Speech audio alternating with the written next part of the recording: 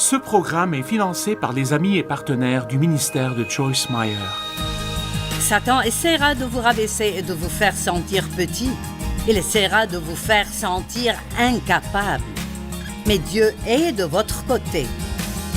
Et il y a beaucoup de choses que je ne peux pas faire par moi-même, mais je crois honnêtement qu'avec Dieu, en mettant ma foi en lui, je peux faire tout ce qu'il me demande de faire.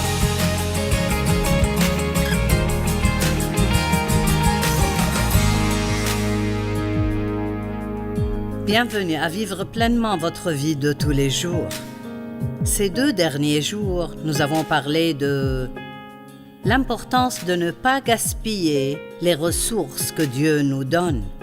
Nous allons terminer cet enseignement aujourd'hui. Mais je veux juste vous réitérer à quel point c'est important. Lorsque Jésus a nourri les 5000 personnes, il a dit de rassembler les morceaux afin que rien ne se perde. Et ils ont ramassé 12 paniers pleins. Quand il a commencé avec quelques poissons et un peu de pain. Et ainsi, le résultat a été qu'ils se sont retrouvés avec plus de restes que ceux avec quoi ils avaient commencé parce que Jésus les a multipliés. Et il fera ça dans nos vies aussi. Il multipliera ce que nous avons si nous faisons le bon choix avec ce qu'il nous donne. Et donc, nous avons tous des ressources. Nous avons parlé du temps et de l'argent, et nous avons commencé à parler de l'énergie. Et je vais reprendre de là où je m'étais arrêté hier. Parce qu'il y a tellement de gens dans le monde qui sont fatigués, épuisés. Et cela est en partie dû au fait qu'ils ont gaspillé leur énergie au début de leur vie et maintenant ils n'ont plus l'énergie dont ils ont besoin. Parfois, plus vous bougez, plus vous avez d'énergie. Et aujourd'hui, littéralement, les choses sont tellement faciles pour nous que nous n'avons pas besoin de faire beaucoup d'efforts. Quand j'étais enfant, personne n'allait dans une salle de sport. Les gens travaillaient assez dur pour faire l'exercice dont ils avaient besoin. Mais ce n'est pas forcément le cas aujourd'hui. Il faut presque parfois, volontairement, faire attention à ce que votre corps bouge. Si vous ne bougez pas, les choses vont commencer à devenir raides. J'aime la phrase qui dit « Plus vous bougez, plus vous pourrez bouger, moins vous bougez, moins vous pourrez bouger. » Et quel que soit votre âge, vous allez un jour vieillir. Je ne veux pas dire vieux, mais plus vieux. Et vous voulez avoir de l'énergie pour les dernières années de votre vie, pour ne pas vous sentir mal tout le temps. Et j'ai fait des erreurs. Dieu merci, il m'a aidé à me remettre de certaines erreurs que j'ai faites en travaillant trop, en ne faisant pas d'exercice et en ne faisant pas les bonnes choses. Mais je ne veux pas que vous fassiez mes erreurs. Nous avons donc tous une certaine quantité d'énergie. Certains en ont plus que d'autres. Mais nous devons bien gérer cette énergie. Et donc, par exemple, une chose à laquelle vous ne pensez pas, savez-vous que se mettre en colère demande beaucoup d'énergie? Vous restez en colère pendant plusieurs heures et cela vous épuisera. L'inquiétude est une autre chose qui vous fatiguera tellement. Les mauvaises pensées, porter des jugements, être critique, être négatif,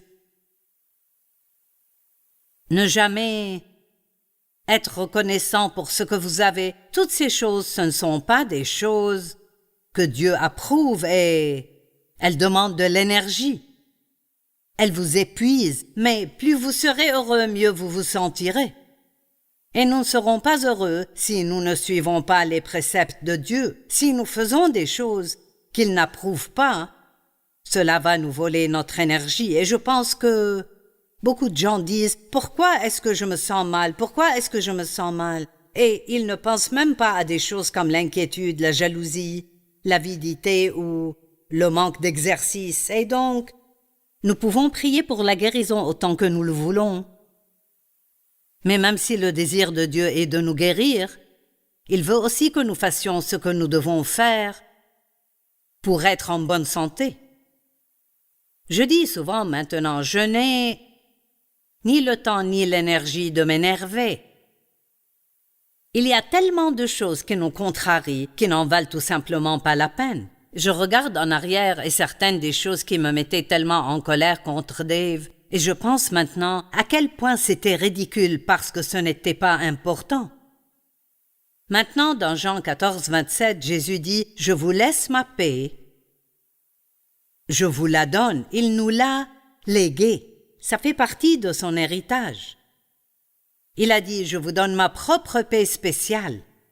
Je ne vous donne pas comme le monde donne, mais je vous donne ma paix. » Et puis la Bible amplifiée dit « Alors arrêtez de vous laisser déranger et gêner. Arrêtez de vous permettre d'être craintif et intimidé. » Ça le résume vraiment bien. Jésus a dit « Je vous ai donné la paix. » En fait, vous n'avez même pas besoin de prier pour la paix. Vous avez la paix à l'intérieur de vous. Mais nous devons prendre la décision de vivre de manière que la paix puisse être libérée. Et donc il dit arrêtez d'avoir peur et d'être en colère. Arrêtez d'être inquiet et intimidé. Toutes ces émotions négatives volent votre énergie. Il y a des gens qui regardent aujourd'hui qui n'y ont jamais pensé comme ça. Combien d'émotions négatives autorisez-vous dans votre vie? Combien de temps êtes-vous en colère? Combien de temps passez-vous à vous inquiéter? Dormez-vous comme il faut la nuit? Même des choses comme ne pas boire suffisamment d'eau peuvent vous faire sentir mal. Il y a une histoire vraie sur David, ses frères et Goliath que je veux utiliser comme exemple dans ce domaine. Et elle est dans 1 Samuel 17, 23 à 30. Et en fait, il y avait un géant nommé Goliath qui narguait les armées israéliennes et les menaçait. Mais aucun des soldats de l'armée n'avait le courage de le combattre. Il les avait tous effrayés. Et David était un jeune berger. Il était jeune et il n'était pas dans l'armée. Mais son père l'a envoyé sur le champ de bataille pour amener de la nourriture à ses frères et pour voir la situation. Et quand David est arrivé là-bas, ça l'a vraiment dérangé que tout le monde ait peur de ce Goliath, au lieu de réaliser à quel point leur Dieu était grand et que Dieu s'occupera d'eux s'ils avancent avec foi. Et il est écrit, les Israélites disaient, « Avez-vous vu s'avancer cet homme ? Il est là pour jeter un défi à Israël. Si quelqu'un le tue, le roi le comblera de richesses. Il lui donnera sa fille et libérera sa famille de tout impôt en Israël. » Donc, de très grandes bénédictions étaient offertes si quelqu'un avait juste le courage et la confiance en Dieu d'y aller. Par nous-mêmes, il y a beaucoup de choses que nous ne pouvons pas faire. Mais avec Dieu, il n'y a rien que nous ne puissions pas faire si Dieu veut que nous le fassions. Et donc il est écrit, David demanda aux hommes qui se trouvaient près de lui, « Que fera-t-on pour celui qui tuera ce Philistin et qui écartera la honte d'Israël ?» David pensait que c'était une honte absolue que tous les soldats se tiennent là et laissent ce géant les narguer. David avait foi en Dieu et il croyait que Dieu donnerait la victoire à l'homme qui avancerait avec courage. Qui est donc ce Philistin? C'est un circoncis pour insulter l'armée du Dieu vivant. Vous pouvez entendre la foi de David ici. Mais Eliab, qui était l'un des frères de David, et j'ajouterai que ses frères étaient jaloux de lui parce qu'il avait été oint pour être roi et pas l'un d'entre eux. Et Eliab était le frère aîné de David et il aurait sûrement pensé qu'il aurait dû recevoir cette onction, pas David, le plus jeune frère qui n'était qu'un berger. Quand Eliab a entendu David parler à ses hommes, il fut enflammé de colère contre lui. Il dit « Pourquoi es-tu descendu ici et à qui as-tu laissé ton petit troupeau dans le désert ?» Vous voyez, il essayait de rabaisser David. « À qui as-tu laissé ces quelques moutons et pour qui te prends-tu » Et je veux vous encourager à réaliser que Satan essaiera de vous rabaisser et de vous faire sentir petit. Il essaiera de vous faire sentir incapable. Mais Dieu est de votre côté. Et il y a beaucoup de choses que je ne peux pas faire par moi-même, mais je crois honnêtement qu'avec Dieu, en mettant ma foi en lui, je peux faire tout ce qu'il me demande de faire. Je ne peux pas faire tout ce que je veux, mais je peux faire tout ce qu'il me demande de faire. Et j'aime être avec des gens confiants qui croient qu'ils peuvent faire des choses qu'ils n'ont jamais fait auparavant, et ils sortiront avec audace, et au moins ils essayeront. Pourquoi es-tu descendu ici et à qui as-tu laissé ton petit troupeau? Maintenant, c'était l'occasion pour David d'être blessé, offensé, en colère et gêné émotionnellement. Et son frère a dit, « Je connais ton orgueil et la méchanceté de ton cœur. C'est pour voir la bataille que tu es descendu. » David répondit, « Qu'ai-je donc fait ?» Ce qui m'amène à croire qu'il était habitué à ce genre de traitement. Ce n'était pas nouveau. « Qu'ai-je donc fait ?» Et David dit, « N'ai-je pas le droit de m'exprimer ?» Il se détourna de lui pour s'adresser à un autre. J'aime ça. Il s'est détourné de l'offense. Il s'est détourné de toutes les choses stupides que disait son frère qui aurait pu le gêner, parce qu'il n'allait pas gaspiller son énergie sur des émotions négatives en essayant de discuter avec quelqu'un qui se comporte stupidement. S'il vous plaît, comprenez. Combien de fois laissez-vous le diable utiliser quelqu'un pour vous entraîner dans une dispute stupide où vous n'allez pas gagner? Parce que si les gens ont déjà pris une décision à votre sujet, vous n'allez pas la changer. N'essayez pas de vous défendre, vous avez juste confiance en Dieu. Et ce que nous devrions faire, c'est nous détourner vers quelque chose de plus positif. Il s'adressa à un autre et posa les mêmes questions. Le peuple lui répondit comme la première fois. Eh bien, David a tué Goliath et je ne vais pas continuer dans cette histoire, mais je voulais juste utiliser cet exemple de la façon dont Eliab a été utilisé par le diable pour rabaisser David pour qu'il soit gêné. Et il aurait pu gaspiller son énergie avec ses émotions négatives et peut-être ne pas pouvoir gagner la bataille. Et il a effectivement gagné la bataille, mais d'une manière tout à fait unique. Il a tué ce géant avec une fronde. Et donc nous comprenons sûrement que Dieu devait avoir le contrôle, sinon ça ne marche pas. Et j'étais la personne la moins qualifiée pour réussir quand Dieu m'a appelé à faire ce que je fais. Mais peu importe à quel point vous avez peu de choses dans le naturel, si vous obéissez à Dieu, vous serez étonné de voir comment Dieu peut vous utiliser et ce qu'il peut vous permettre de faire. Sachez que vous êtes plus fort que vous ne le pensez. Et ne pensez pas, je ne peux pas faire ceci ou cela, je ne suis pas ceci ou cela. Croyez ce que Dieu dit de vous et non ce que l'ennemi dit de vous par l'intermédiaire d'autres personnes. Ne gaspillez pas votre énergie dans des projets inutiles qui ne portent pas de vrais fruits, comme essayer de changer une personne têtue. Si quelqu'un a pris une décision sur une certaine chose, elle ne changera pas d'avis parce qu'elle ne veut pas vraiment vous écouter. Ou qu'en est-il du fait d'essayer de changer une personne? Personne ne changera s'il ne veut pas vraiment changer. Vous devez vouloir connaître la vérité pour être prêt à l'écouter et à changer. Seul Dieu peut changer un être humain. Êtes-vous fatigué d'essayer de changer votre conjoint ou l'un de vos enfants? Ou d'essayer de changer un ami ou un parent? Ça ne marchera pas. Vous feriez mieux de passer ce temps dans la prière. Et Dieu peut faire en un instant ce que vous ne pourriez pas faire de toute votre vie. Un entraîneur m'a dit un jour que si je m'entraînais trop vite, je perdrais mon temps à faire de l'exercice, qu'il fallait ralentir. J'aime faire les choses vite et en finir. Nous devons vraiment écouter Dieu et faire les choses comme il veut que nous les fassions. Parfois, nous pouvons faire la bonne chose, mais la faire de la mauvaise manière.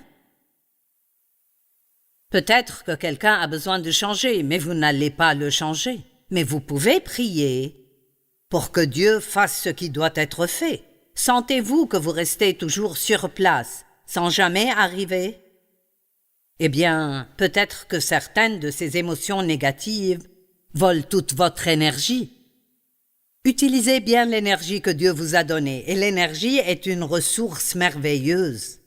C'est tellement merveilleux d'avoir l'énergie de faire des choses et d'avoir l'esprit clair et de ne pas être raide et endolori. Votre santé est l'une des ressources que Dieu vous a données. La dernière chose dont nous allons parler dans cet enseignement est les talents, les capacités et les dons que Dieu vous a donnés. Que faites-vous des dons que Dieu vous a donnés? Vous savez, mais nous ne pouvons pas tous faire la même chose. Nous ne sommes pas tous appelés à faire la même chose. Et parfois nous avons du mal à décider ce que nous sommes appelés à faire. Et souvent, la question est, comment puis-je savoir ce à quoi Dieu m'a appelé? Je dis aux gens, commencez à essayer de faire des choses et voyez ce qui marche et ce qui ne marche pas. J'aime tellement le Seigneur et quand je suis devenue une chrétienne sérieuse, quelqu'un qui voulait servir et marcher selon la volonté de Dieu, je ne savais pas exactement ce que j'étais appelée à faire. Et donc j'ai essayé tout ce qui se présentait devant moi. Et ça ne m'a pas vraiment pris beaucoup de temps pour découvrir ce que Dieu voulait que je fasse parce que j'ai essayé des choses qui ne marchaient pas. Elles ne me convenaient pas, elles n'étaient pas bonnes pour moi. Et j'aime utiliser l'exemple de sortir acheter des vêtements pour une soirée à laquelle vous allez et vous essayez quelque chose qui ne vous va pas et vous n'êtes pas confortable. Donc vous essayez autre chose, vous continuez à essayer des choses jusqu'à trouver ce qui va. Et c'est ce que nous devons faire. Je veux vous assurer que vous avez du talent, que vous avez des dons, vous avez des capacités. Et ne laissez jamais personne vous faire vous sentir stupide ou vous faire croire que vous ne pouvez rien faire de bon. Vous m'entendez? Ne laissez personne vous faire sentir que vous êtes inutile ou stupide ou que vous n'avez pas de talent ou des capacités. Ne vous comparez pas aux autres parce que vous n'êtes pas censé faire ce qu'ils font. Vous êtes censé remplir le rôle que Dieu vous donne. Et tous les rôles sont importants et pour Dieu, ils sont tous égaux. Matthieu 25, versets 14 à 28. Il a dit, ce sera en effet pareil au cas d'un homme qui, partant pour un voyage, appela ses serviteurs et leur remit ses biens. C'est comme Jésus. Il est allé au ciel, il a envoyé le Saint-Esprit, mais il a aussi donné des dons aux hommes, dit la Bible. Il nous a donné des capacités et nous avons la capacité de répandre l'Évangile sur toute la terre. Et Jésus a donné le Saint-Esprit pour nous enseigner, nous guider et nous diriger. Nous avons donc ce dont nous avons besoin.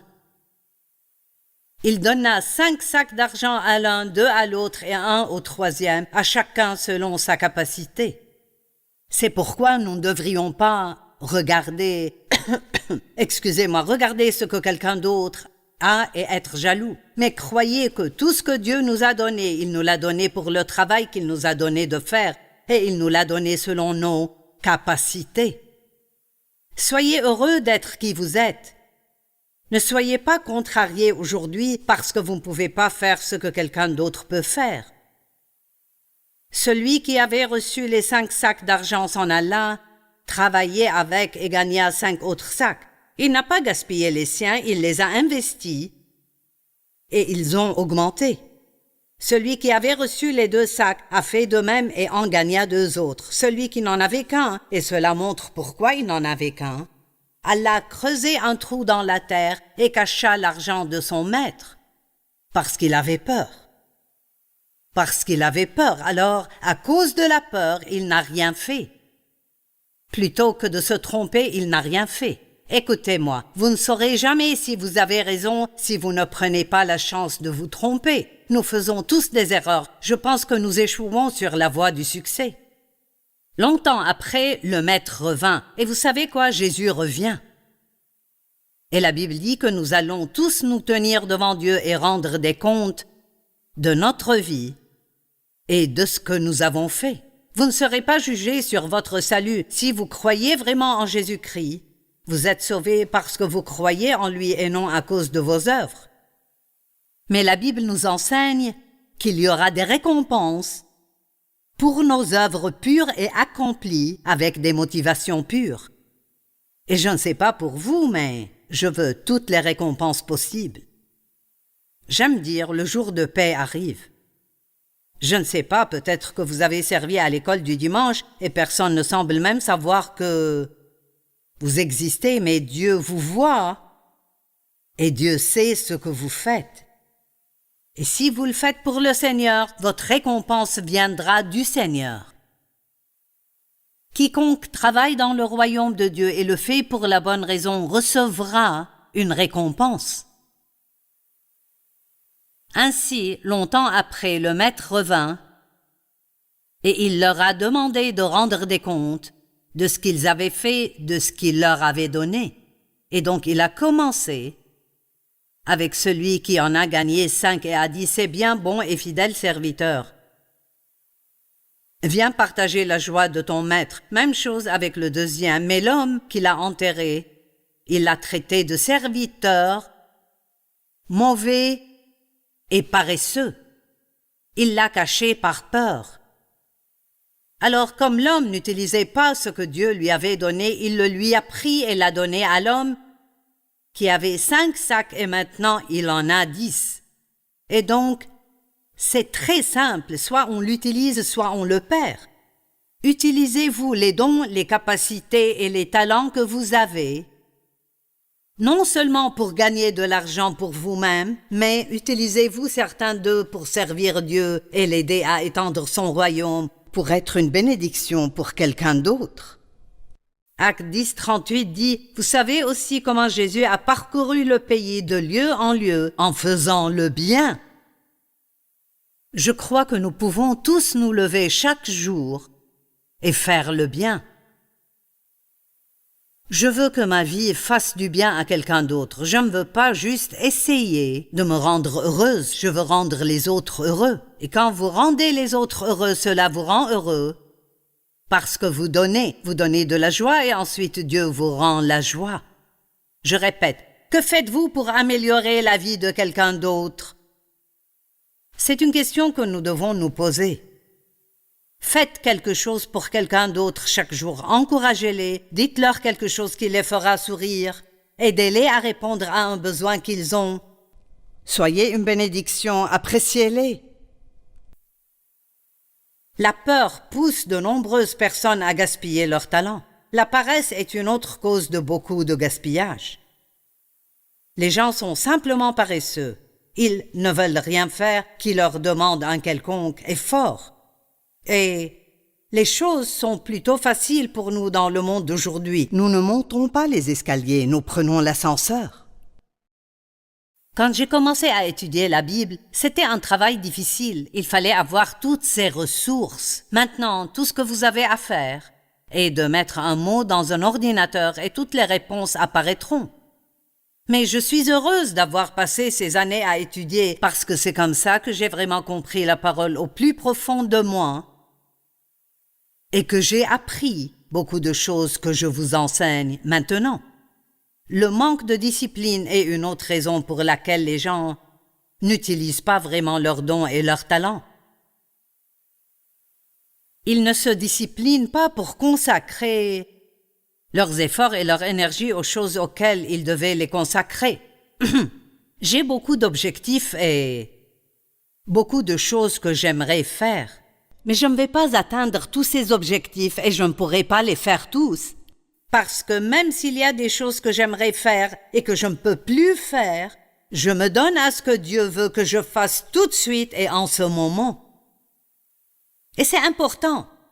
Décidez de ce que vous allez faire de votre temps et John Maxwell a dit, vous devez consacrer 80% de votre temps à vos 3 priorités principales. Disons par exemple que je suis une bonne prédicatrice, donc je devrais consacrer mon temps à communiquer la parole de Dieu avec les gens. Je ne suis pas une bonne chanteuse, alors pourquoi continuer à essayer de chanter? Ce ne serait que du temps perdu.